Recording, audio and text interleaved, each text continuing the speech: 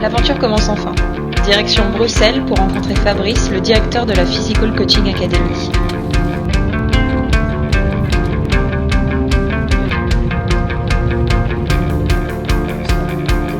Il va me présenter la certification NASM que je vais passer et m'en dire plus sur le métier de personal trainer.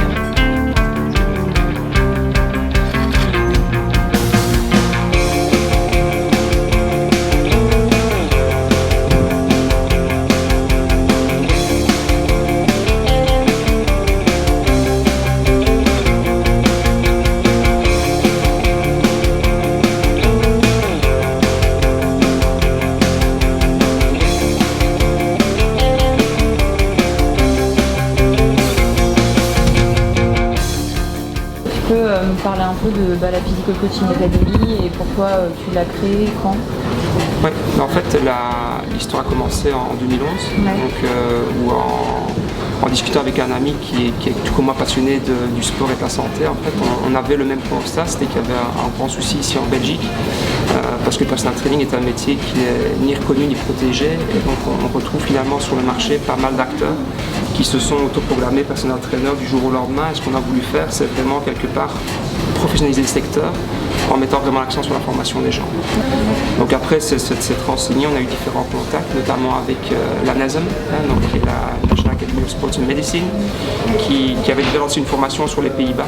On était en contact avec eux et on s'est très vite rendu compte que c'est une des formations, je dirais, phares au niveau mondial et aussi une des 3 formations les plus reconnues. Donc on a très vite opté pour ce choix-là. Moi je suis tendance à dire, pour parler en termes anatomiques, que la formation NASM, si tu veux, c'est un petit peu la colonne vertébrale des connaissances du personal trainer. Ce qu'on va te donner ici, ce sont vraiment les bases qui sont très solides, qui sont supérieures, je dirais, à ce que même beaucoup de gens dans le secteur maintenant connaissent. Il faut savoir qu'on considère vraiment le personal training comme un métier, donc l'idée c'est de faire de toi vraiment une professionnelle du sport, mais quelque part aussi de la santé. Donc qu'est-ce que ça veut dire? C'est quoi être un bon personal trainer? C'est d'abord, ce sont maîtriser les bases, ce sont l'anatomie, la physiologie, mais d'une façon assez pointue. Donc ce sera vraiment plonger dans la matière et vraiment quelque part non seulement le découvrir, parce que ça sera assez nouveau pour toi, mais vraiment devenir une experte là-dedans.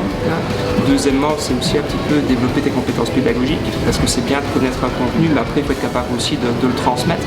Donc ça c'est aussi une force qu'il faut avoir en tant que personal trainer.